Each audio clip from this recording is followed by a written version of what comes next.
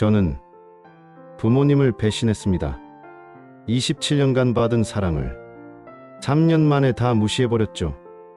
대기업 과장이라는 타이틀에 취해서 부모님 전화조차 받지 않았습니다. 그런데 회사에서 잘릴 위기가 왔을 때 부모님이 하신 단 한마디가 제 인생을 완전히 뒤바꿔버렸습니다. 부모님 말씀? 잔소리일 뿐이라 생각했죠. 그런데 그게 제 인생을 완전히 뒤바꿨습니다. 지금부터 정말 믿기 어려운 이야기를 들려드리겠습니다. 안녕하세요. 오늘 들려드릴 이야기는 제 실제 경험담입니다. 1990년대 IMF 외환위기 직전 서울에서 일어난 일이죠. 저는 그때까지 부모님의 말씀을 구시대적 잔소리라고 생각했습니다. 하지만 인생 최대의 위기 순간에 부모님의 한마디가 저를 구원해 주었습니다. 그리고 그 이후로는 정말로 자다가 떡이 생기는 기적 같은 일들이 연속으로 일어났습니다. 믿기 어려우시겠지만 모두 실화입니다. 지금부터 시작해 보겠습니다. 제 이름은 김태현입니다.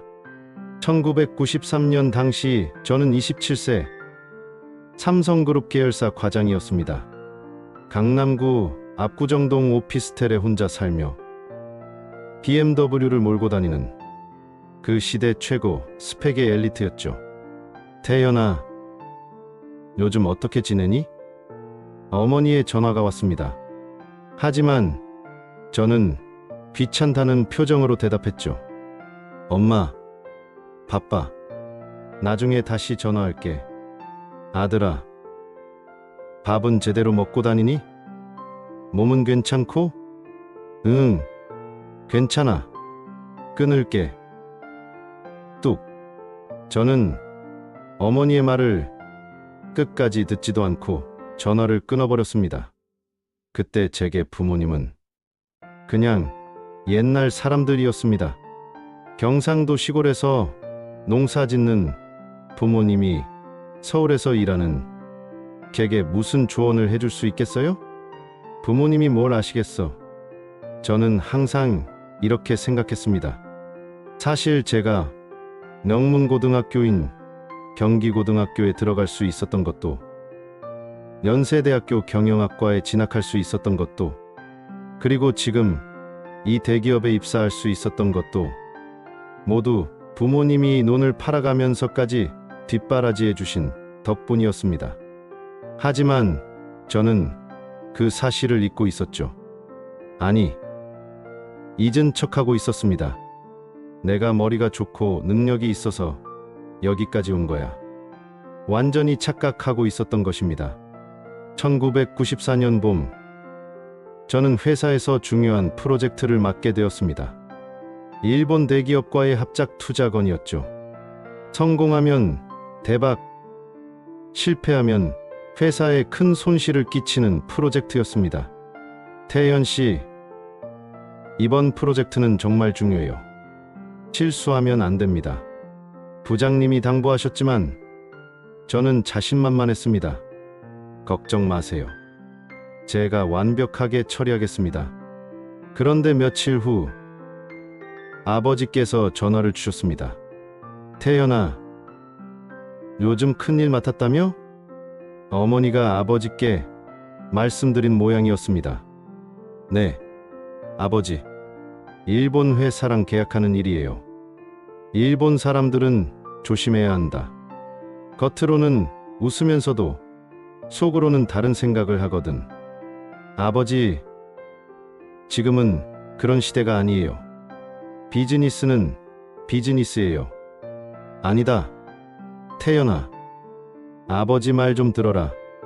일본 사람들과 거래할 때는 아버지, 죄송하지만 지금 바빠요. 나중에 다시 전화드릴게요. 저는 또다시 아버지의 말씀을 중간에 끊어버렸습니다. 농사짓는 아버지가 국제 비즈니스에 대해 뭘 아시겠어? 그렇게 생각하며 무시해버린 것입니다. 그리고 이것이 제 인생 최대의 실수가 될 줄은 몰랐습니다. 프로젝트가 시작되고 한 달 후 일본 측 담당자 다나카 씨가 한국에 왔습니다. 다나카 상 환영합니다. 저는 최선을 다해 접대했습니다. 고급 한정식, 골프, 노래방까지 완벽했죠. 김상, 정말 감사합니다. 한국 분들의 정이 느껴집니다. 다나카 씨는 너무나 친절했습니다. 마치 오랜 친구처럼 대해주었죠. 계약서 내용도 우리에게 유리하게 짜여 있었습니다. 의심할 여지가 없어 보였어요. 부장님, 계약 성사된 것 같습니다. 태연 씨, 정말 훌륭해요. 회사 분위기는 완전히 축제 모드였습니다. 하지만 바로 그때였습니다. 계약서에 사인하기 직전 일본 측에서 갑자기 조건을 바꾸자고 했습니다. 죄송합니다. 본사에서 몇 가지 수정 요청이 있었습니다. 새로 제시된 조건은 우리에게 완전히 불리한 내용이었습니다. 다나카 상, 이건 처음 약속과 다릅니다. 김상, 비즈니스니까 이해해 주세요. 어쩔 수 없는 상황입니다. 다나카 씨의 태도가 180도 바뀌어 있었습니다. 처음에 친근함은 온데간데 없었죠. 결국 계약은 무산되었습니다. 그것도 아주 치욕적인 방식으로요. 태연 씨, 이게 뭡니까? 부장님의 차가운 목소리가 들렸습니다. 죄송합니다. 제가 실수했습니다. 그 순간 아버지의 말씀이 떠올랐습니다. 일본 사람들은 조심해야 한다. 겉으로는 웃으면서도 속으로는 다른 생각을 하거든. 하지만 이미 늦었습니다. 그 사건 이후 제 회사 생활은 지옥이 되었습니다. 태연 씨는 판단력이 부족해요. 국제 감각이 떨어지는 것 같은데 동료들의 시선이 차가워졌고 상사들의 신뢰도 잃었습니다. 새로운 프로젝트에서도 연속으로 실패했습니다. 자신감을 잃으니까 모든 게 꼬이기 시작한 거죠. 6개월 후 결국 최악의 통보를 받았습니다. 태연 씨, 잠시 휴직하는 게 어떨까요? 사실상 퇴출 통보였습니다. 그날 밤 압구정동 오피스텔에 혼자 앉아 있으니까 모든 게 무너진 기분이었습니다. BMW도 반납해야 했고 오피스텔도 나가야 했습니다. 내가 뭘 잘못한 거지? 하지만 인정하기 싫었습니다. 내 탓이 아니라 회사가 잘못됐다고, 일본 놈들이 비열해서 그렇다고 자꾸 남 탓만 했죠. 그런데 더 큰 문제가 있었습니다. 부모님께 이 소식을 어떻게 알려드릴지, 그게 가장 두려웠습니다. 명문대 나와서 대기업 다니는 자랑스러운 아들이었는데 갑자기 백수가 되었다고 어떻게 말씀드려요? 그래서 저는 거짓말을 했습니다. 아버지, 회사에서 해외 연수 보내준다고 해서 잠시 바빠요. 그래? 우리 아들 대단하다. 아버지의 기뻐하시는 목소리를 들으니까 더욱 죄책감이 들었습니다. 한 달이 지났습니다. 저는 여전히 취업을 못하고 있었습니다. 그런데 더 큰 문제가 생겼습니다. 돈이 떨어지기 시작한 거예요. 임대료 밀린 거 언제 주실 거예요? 부동산 아주머니의 독촉이 들어왔습니다. 카드 대금도 연체되기 시작했고 생활비도 부족했습니다. 그제야 현실이 느껴졌습니다. 아, 내가 정말 망했구나. 자존심 때문에 부모님께 도움을 요청할 수도 없었고 친구들에게 말하기도 부끄러웠습니다. 점점 우울해졌습니다. 하루 종일 집에만 있으면서 TV만 보고 있었죠. 나는 이제 끝났어. 그렇게 절망에 빠져 있을 때였습니다. 똑똑똑. 누군가 문을 두드리는 소리가 들렸습니다. 누구세요? 태연아, 엄마다. 깜짝 놀랐습니다. 어머니가 서울까지 올라오신 거예요. 어머니. 어떻게? 문을 열자 어머니와 아버지가 서 계셨습니다. 두 분 모두 걱정스러운 표정이셨죠. 태연아, 괜찮니? 괜찮다니까요. 그런데 왜 갑자기? 내 친구 영호가 연락했다. 내가 요즘 힘들다고. 대학 동기 영호가 부모님께 연락드린 모양이었습니다. 들어오세요. 저는 어쩔 수 없이 부모님을 집 안으로 모셨습니다. 태연아, 진짜 괜찮은 거니? 어머니는 제 얼굴을 유심히 보시며 물어보셨습니다. 네, 괜찮아요. 그냥 좀 바쁜 시기라서 그래요. 여전히 거짓말을 하고 있었습니다. 하지만 아버지의 날카로운 눈빛을 피할 수는 없었죠. 태연아, 아버지한테는 거짓말 안 통한다. 무슨 말씀이세요? 내 표정 보면 다 안다. 무슨 일 있었지? 순간 눈물이 날 것 같았습니다. 하지만 참았어요. 정말 아무것도 아니에요. 그래? 그럼 왜 이렇게 수척해졌니? 어머니가 냉장고를 열어보시더니 깜짝 놀라셨습니다. 어머, 냉장고가 텅 비었네. 밥은 먹고 다니는 거니? 그냥 바빠서 밖에서 사 먹어요. 하지만 부모님은 이미 눈치채신 상태였습니다.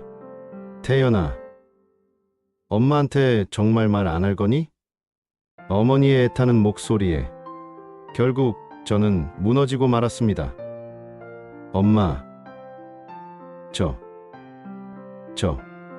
눈물이 터져 나왔습니다. 회사에서 휴직당했어요. 사실 잘린 거나 마찬가지예요. 뭐라고? 휴직. 부모님은 깜짝 놀라셨습니다. 네. 일본 회사와의 프로젝트에서 실패해서 더 이상 회사에 있을 수가 없게 됐어요. 저는 그동안 숨겨왔던 모든 것을 털어놓았습니다. 실패한 프로젝트 이야기, 동료들의 차가운 시선, 그리고 현재의 절망적인 상황까지. 그래서 지금은 완전히 백수예요. 돈도 없고 갈 곳도 없고. 말하고 나니까 오히려 후련했습니다. 어머니는 눈물을 흘리시며 저를 안아주셨습니다. 우리 아들 많이 힘들었구나. 엄마, 죄송해요. 제가 무능해서. 그때 아버지가 조용히 말씀하셨습니다. 태연아, 내가 지금 가장 큰 실수를 하고 있는 걸 아니? 네, 남 탓만 하고 있잖아. 일본 놈들 탓, 회사 탓, 운 탓. 그런데 정작 내 자신은 돌아보지 않고 있어. 아버지의 말씀이 가슴에 깊이 박혔습니다. 하지만 저는 최선을 다했어요. 최선을 다했다고? 그럼 왜 아버지 말은 안 들었니? 네, 일본 사람들 조심하라고 했잖아. 그때 내가 뭐라고 했니? 아버지가 뭘 아냐고 했지. 저는 할 말이 없었습니다. 아버지, 죄송해요. 미안하다고 하지 말고 이제부터 제대로 해. 아버지가 뭔가 하나 가르쳐 줄게. 아버지는 진지한 표정으로 말씀하셨습니다. 태연아, 인생에서 가장 중요한 건 뭔지 아니? 모르겠어요. 겸손이야. 내가 지금까지 실패한 이유는 교만 때문이었어. 교만이요? 그래. 부모님 말씀도 안 듣고 선배들 조언도 무시하고 혼자 다 할 수 있다고 생각했지. 맞았습니다. 저는 정말로 교만했습니다. 그런데 아버지, 이제 와서 후회해도 후회할 시간에 앞으로 어떻게 할지 생각해. 아버지가 방법을 하나 알려줄게. 방법이요? 아버지는 잠시 생각하시더니 말씀하셨습니다. 얻으려면 먼저 내어줘야 한다. 네. 지금 내가 하려는 게 뭐니? 새로운 회사에 들어가서 다시 인정받으려는 거지? 네. 그렇죠. 그럼 먼저 무언가를 내어줘야 해. 내가 가진 것 중에 가장 소중한 걸. 가장 소중한 게 뭐예요? 자존심이야. 순간 눈이 번쩍 뜨였습니다. 자존심을 내어준다고요? 그래. 지금 내가 취업이 안 되는 이유가 뭔지 아니? 자존심 때문이야. 나는 명문대 출신이고 대기업 출신이니까 좋은 곳에만 가야 해. 이런 생각 때문에 기회를 놓치고 있는 거야. 아버지의 말씀이 전곡을 찔렀습니다. 정말로 저는 그동안 격에 맞지 않는다며 여러 기회들을 거절했었거든요. 그럼 어떻게 하라는 말씀이세요? 일단 가리지 말고 일해. 작은 회사라도 월급이 적어도 상관없어. 우선 일을 시작해. 하지만은 없어. 그리고 거기서 최선을 다해. 남들보다 2배, 3배 더 열심히 해.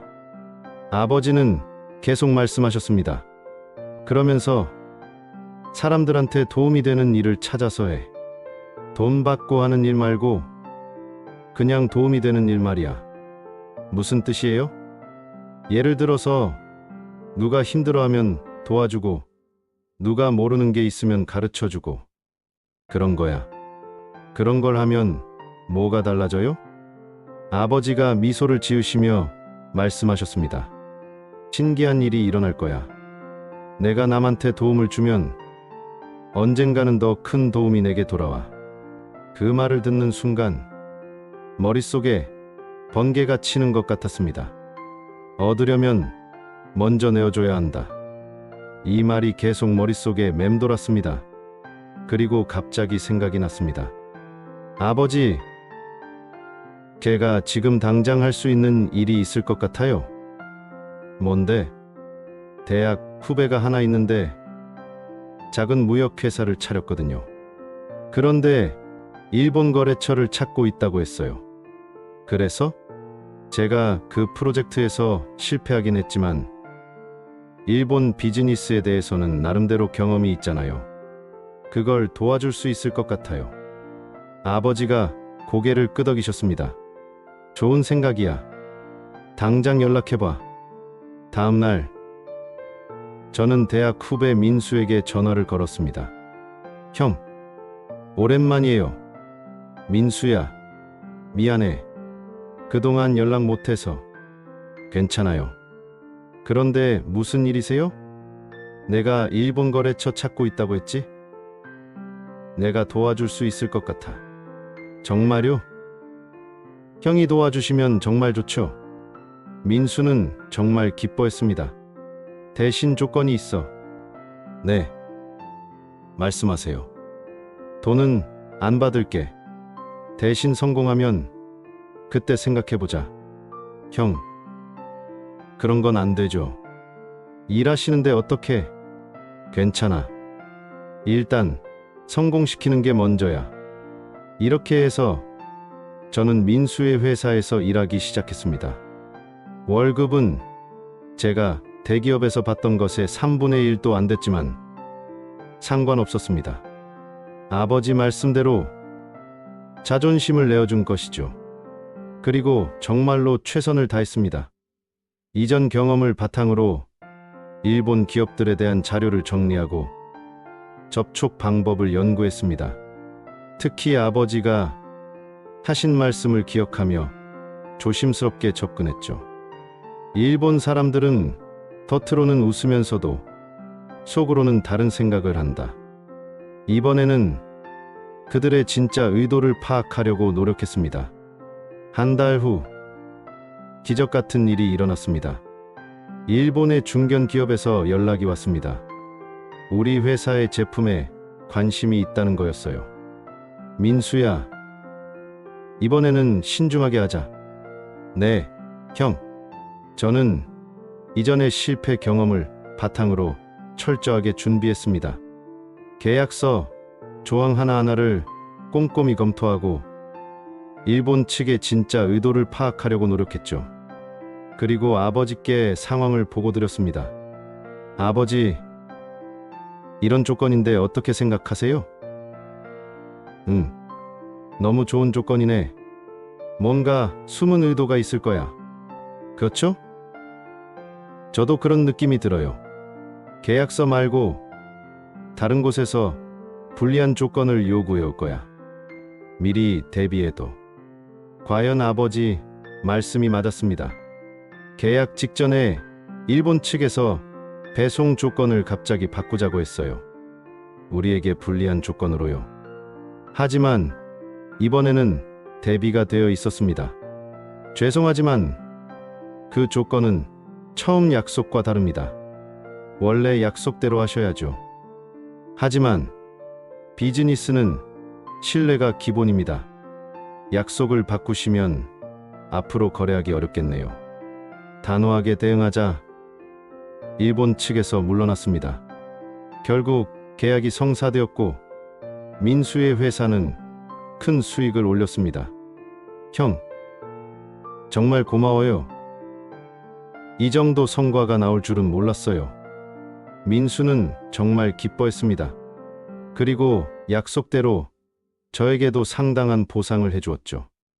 그날 밤 저는 부모님께 전화를 드렸습니다. 아버지, 계약 성사됐어요. 그래? 다행이구나. 아버지, 정말 죄송해요.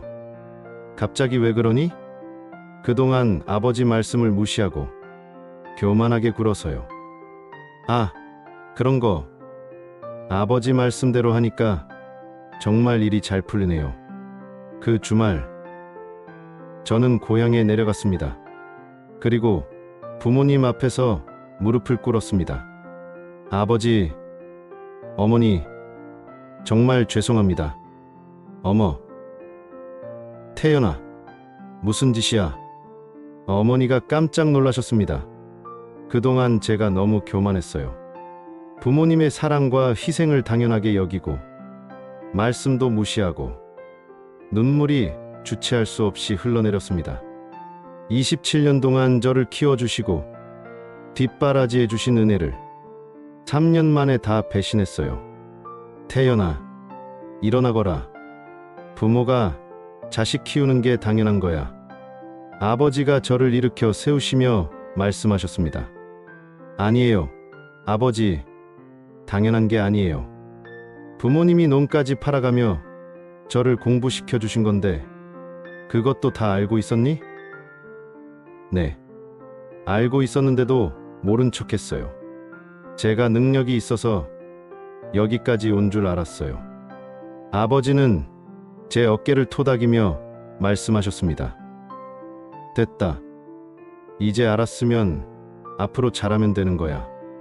아버지, 앞으로는 모든 일에 부모님 의견을 여쭤볼게요. 제 판단만으로는 또 실수할 것 같아요. 그때 아버지가 웃으시며 말씀하셨습니다. 그래.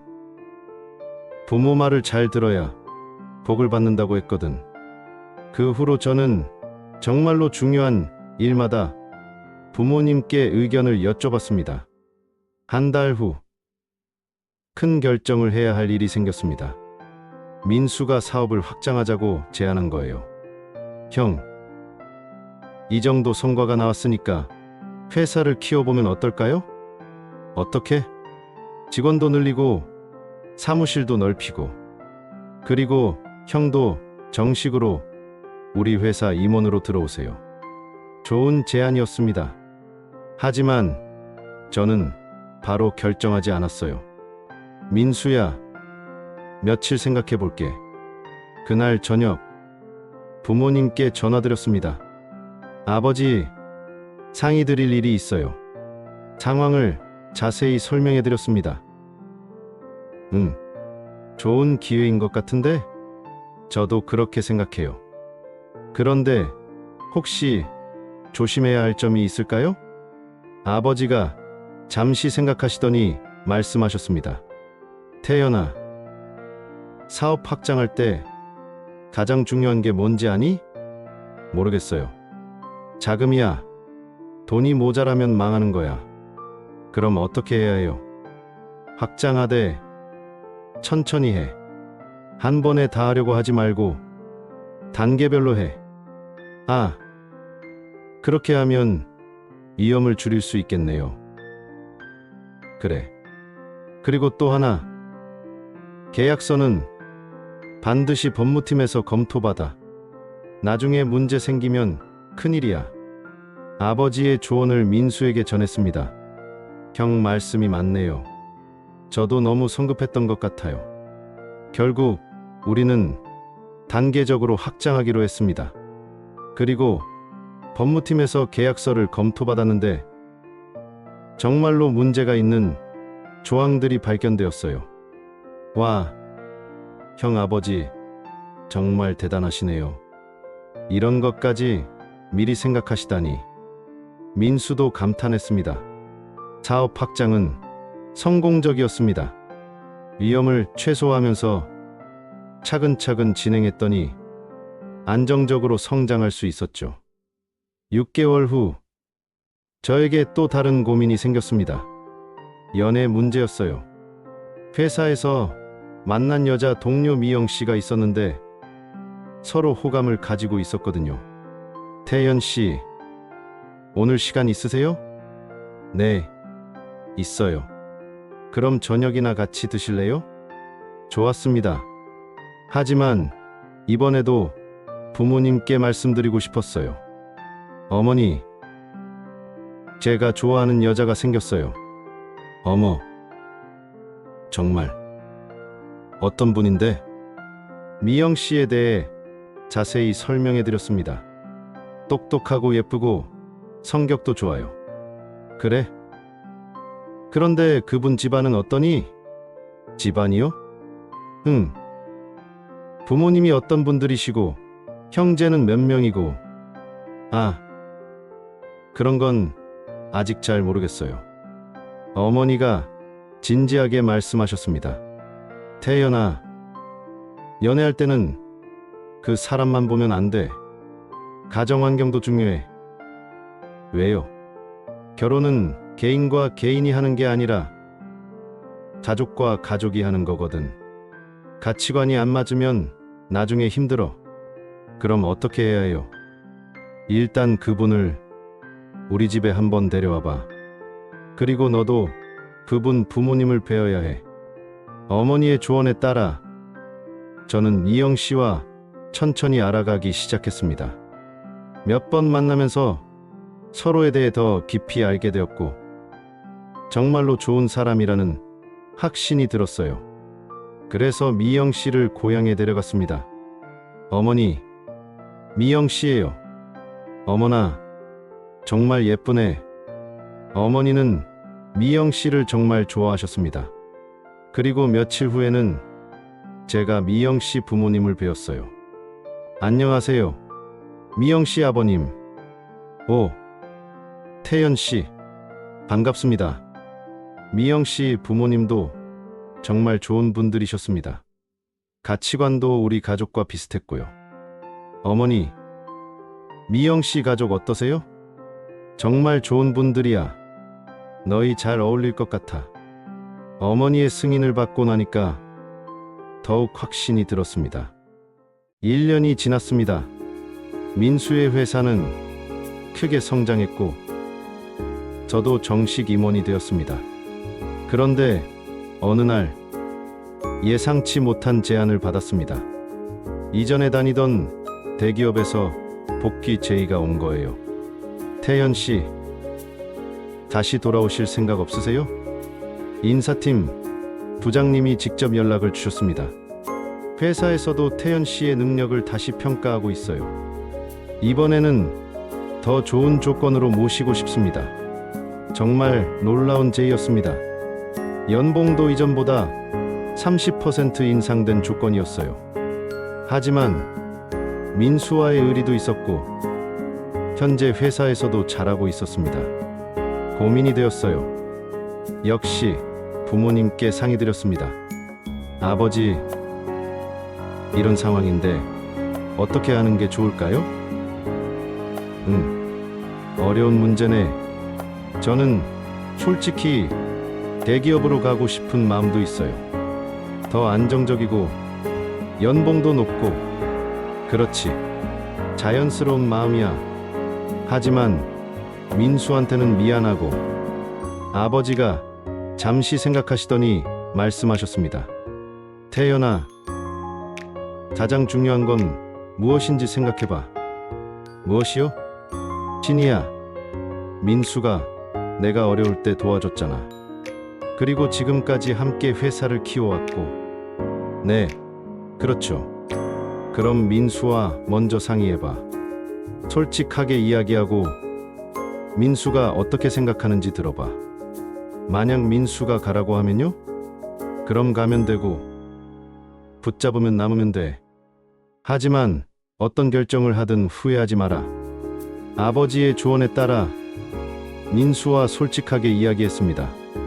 민수야, 사실 이런 제의가 왔어. 상황을 다 설명했습니다. 민수는 잠시 생각하더니 말했습니다. 형, 가세요. 뭐, 형은 더 큰 곳에서 일해야 해요. 형 능력이면 충분히 할 수 있어요. 하지만 저는 괜찮아요. 형이 지금까지 가르쳐 준 것만으로도 충분해요. 그리고 필요하면 언제든 자문을 구할 수 있잖아요. 민수의 마음이 너무 고마웠습니다. 고마워, 민수야. 형이 성공하는 게 저한테도 도움이 돼요. 나중에 더 큰 일을 함께 할 수도 있고요. 결국 저는 대기업으로 복귀하기로 했습니다.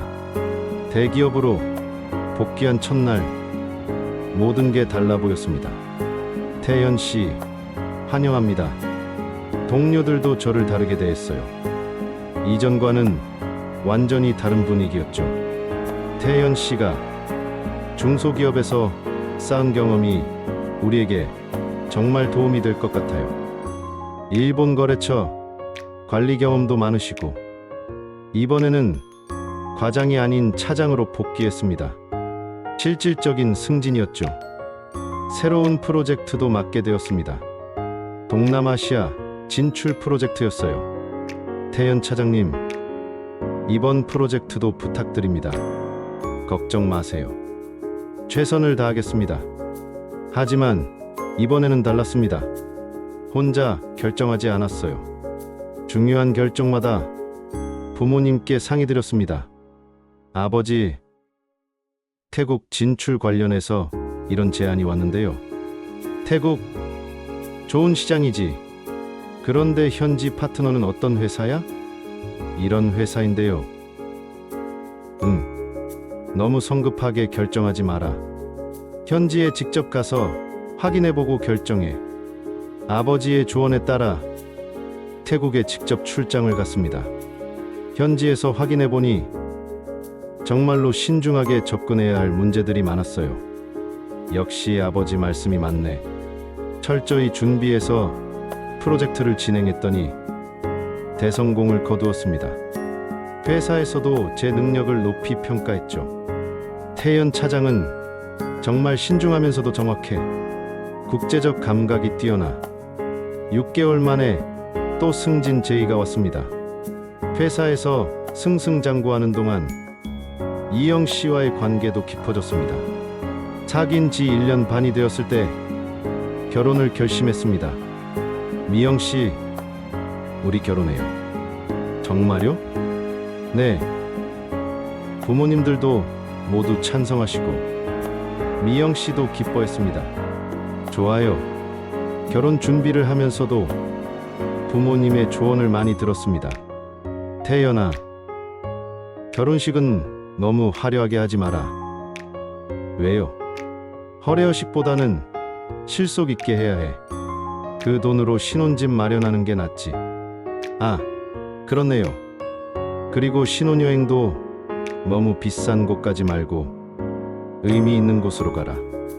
부모님의 조언에 따라 소박하지만 따뜻한 결혼식을 올렸습니다. 하객들도 정말 의미 있는 결혼식이었다며 좋아했어요. 신혼여행은 제주도로 갔습니다. 비싸지 않지만 정말 좋은 추억을 만들 수 있었죠. 여보, 우리 부모님들 정말 지혜로우신 것 같아. 그러게요. 덕분에 알찬 결혼식을 올릴 수 있었어요.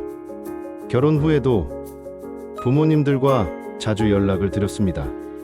어머니, 신혼생활 잘하고 있어요. 그래? 미영이한테 잘해줘야 해. 네, 물론이에요. 그리고 태연아, 결혼했다고 해서 일을 소홀히 하면 안 돼. 네, 알고 있어요. 결혼 후 1년, 정말 신기한 일들이 연속으로 일어났습니다. 먼저 회사에서 부장으로 승진했습니다. 태연 부장님, 축하드려요. 고맙습니다. 그런데 승진과 함께 더 큰 기회가 왔어요. 태연 부장님, 미국 본사로 발령 나실 생각 있으세요? 미국 본사요? 네. 아시아 담당 디렉터 자리가 공석인데 태연 부장님이 적격이라고 생각됩니다. 엄청난 기회였습니다. 하지만 역시 부모님께 상의드렸어요. 아버지, 이런 제의가 왔는데요. 미국 근무? 좋은 기회네. 하지만 미영이와 상의해봐야 하고. 당연하지. 그리고 미국에서는 어떻게 지낼 건지도 미리 계획해봐야 해. 아버지의 조언에 따라 철저히 준비했습니다. 미영 씨와도 충분히 상의했고 미국 생활에 대해서도 공부했어요. 결국 미국 발령을 받아들였습니다. 미국에서의 3년은 정말 값진 경험이었습니다. 부모님께서 가르쳐 주신 겸손함과 신중함 덕분에 현지 동료들과도 잘 지낼 수 있었고 큰 성과도 거둘 수 있었어요. 특히 부모님이 항상 강조하신 사람과의 관계를 중시했더니 정말 많은 도움을 받을 수 있었습니다. 태연, 너는 정말 신뢰할 수 있는 사람이야. 미국 동료들도 저를 인정해 주었습니다. 3년 후 한국으로 돌아올 때 저는 이사로 승진해서 돌아왔습니다. 한국으로 돌아온 후 모든 것이 완벽했습니다. 회사에서는 최연소 이사로 주목받았고 가정도 화목했습니다. 미영 씨는 임신했고 곧 아이가 태어날 예정이었어요. 여보, 우리 정말 행복하네요. 그러게요. 모든 게 꿈만 같아요. 이 모든 게 부모님 덕분이에요. 정말로 그랬습니다. 부모님의 말씀을 따른 후로는 모든 일이 술술 풀렸거든요. 회사 일도, 인간관계도, 결혼도, 심지어 건강까지. 태연 이사님, 내년에 상무 승진 대상자의 이름이 올라갔어요. 정말요? 35세의 상무 승진이라니 정말 파격적인 일이었습니다. 그리고 또 다른 기쁜 소식도 있었어요. 민수가 운영하는 회사가 대박이 났다는 소식이었습니다. 형, 정말 감사해요. 왜 갑자기? 형이 가르쳐준 대로 했더니 회사가 정말 크게 성장했어요. 민수의 회사는 이제 중견기업으로 성장했습니다. 형, 이제 제가 형한테 도움을 드릴 차례예요. 무슨 도움? 제 회사에서 투자 사업을 시작하려고 하는데 형이 자문해 주세요. 이렇게 해서 저는 회사 일과 함께 투자 자문도 하게 되었습니다. 부수입도 상당했죠. 정말 자다가 떡이 생기는구나. 드디어 아이가 태어났습니다. 건강한 아들이었어요. 여보, 우리 아들이에요. 정말 예쁘게 생겼네. 아이 이름을 짓는 것도 부모님께 상의드렸습니다. 아버지, 손자 이름을 지어주세요. 그래? 지혜로울 지즈 자를 써서 지훈이었더니 지훈이 좋은 이름이네요. 아이가 태어나고 나니 부모님의 은혜를 더욱 깊이 느낄 수 있었습니다. 미영 씨, 부모가 된다는 게 이런 거구나. 정말 대단하신 것 같아요. 우리를 이렇게 키워주셨다니. 특히 밤에 아이가 울 때마다 부모님 생각이 났어요. 어머니도 나 때문에 이렇게 밤을 지새우셨겠구나. 아이를 키우면서 부모님께 더욱 감사한 마음이 들었습니다. 그리고 저도 지훈이에게 좋은 아버지가 되고 싶었어요. 지훈아, 아빠가 할아버지, 할머니의 지혜를 너에게도 전해줄게. 우리 아들도 부모님 말씀 잘 듣는 아이로 키워야겠어요.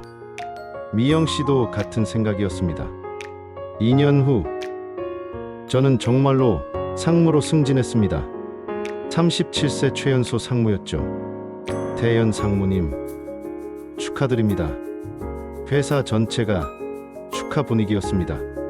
승진 파티에서 제가 한 말은 이거였어요. 이 모든 성과는 저 혼자의 힘이 아닙니다. 부모님의 가르침과 동료들의 도움 덕분입니다. 정말 진심이었습니다. 부모님께도 기쁜 소식을 전해드렸어요. 아버지, 상무로 승진했어요. 그래? 정말 자랑스럽다. 이 모든 게 아버지 덕분이에요. 아니야, 내가 열심히 한 결과지. 아니에요. 아버지 말씀대로 하니까 이렇게 된 거예요. 정말로 그랬습니다. 부모님의 말씀을 듣고 다른 후로는 실패한 적이 없었거든요. 사람들이 신기해했어요. 태연 상무는 정말 운이 좋네. 매번 선택을 잘해. 판단력이 뛰어나. 하지만 저는 알고 있었습니다.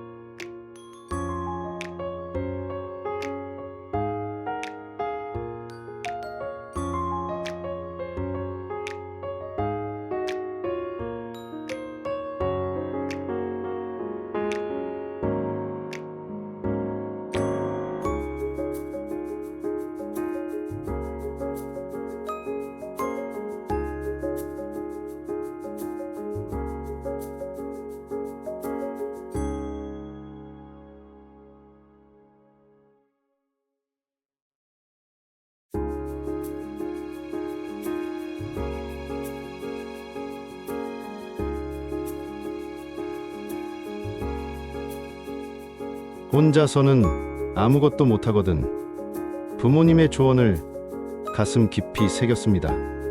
부사장이 된 후에도 저는 변하지 않았습니다. 오히려 더욱 겸손하게 행동했고 직원들을 더욱 잘 챙겼어요. 부사장님은 정말 다르네요.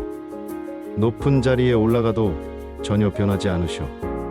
이런 상사 밑에서 일하고 싶어요. 직원들의 신뢰도 더욱 두터워졌습니다. 그리고 2년 후 마침내 사장 제의를 받았습니다.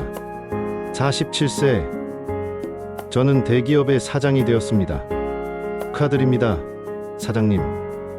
임직원들이 모두 축하해 주었습니다. 사장 취임식에서 제가 한 첫 말은 이거였어요. 저는 이 자리에 혼자의 힘으로 온 것이 아닙니다. 부모님의 가르침, 동료들의 도움, 그리고 여러분들의 신뢰 덕분입니다. 진심에서 우러나온 말이었습니다. 앞으로도 겸손한 마음으로 모든 분들과 함께 회사를 발전시켜 나가겠습니다. 박수가 터져 나왔습니다. 사장이 된 후 첫 번째 일은 부모님께 감사 인사를 드리는 것이었어요. 고향에 내려가서 부모님께 무릎을 꿇었습니다.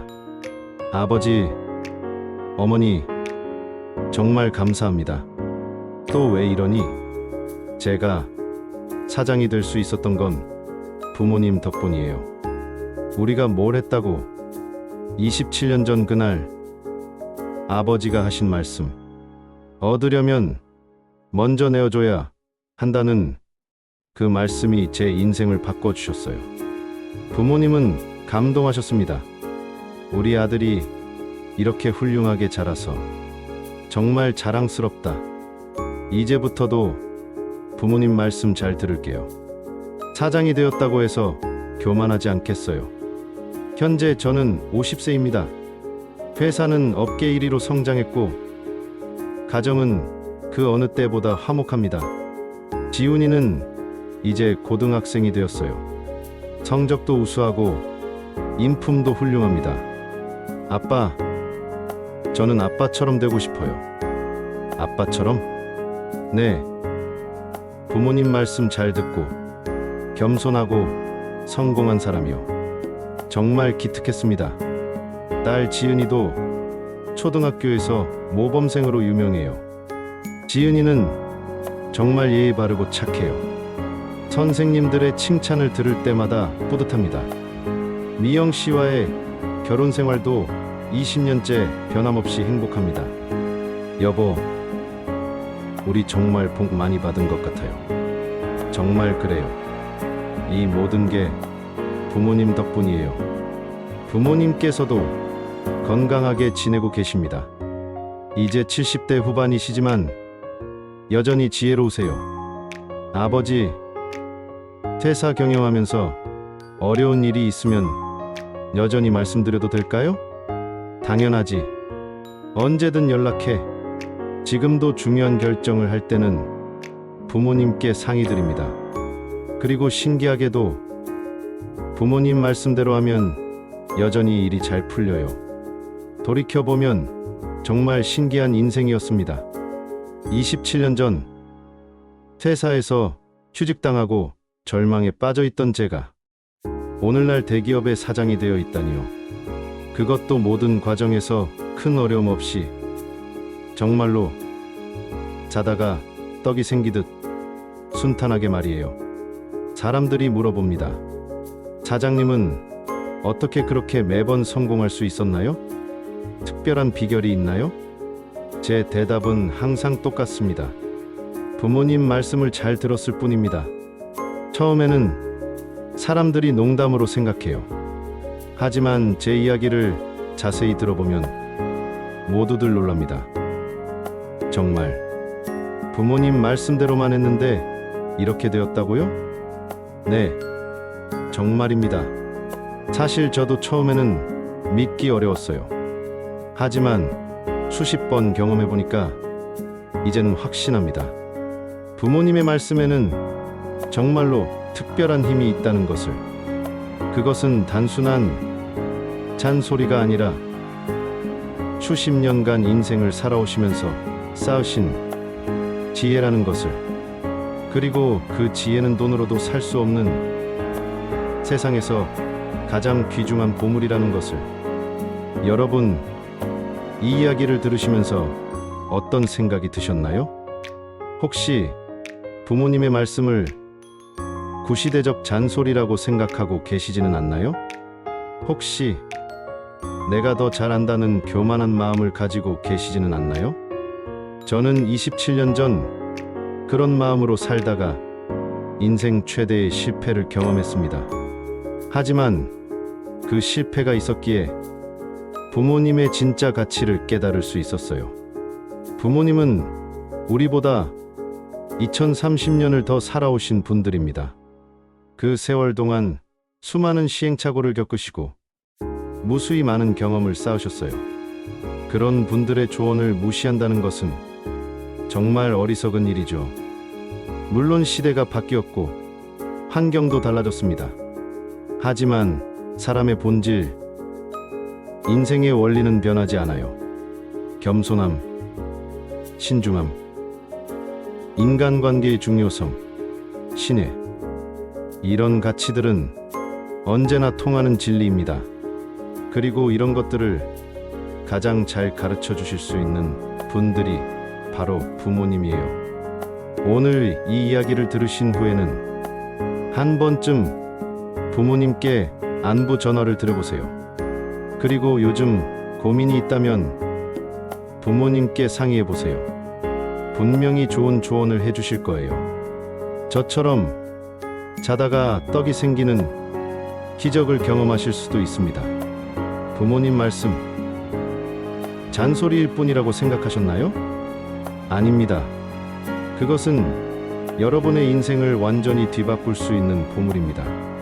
지금이라도 늦지 않았습니다. 당신도 부모님 말씀 다시 들어보시겠습니까? 분명히 인생이 달라질 거예요. 진짜로. 자다가 떡이 생길 거예요. 감사합니다.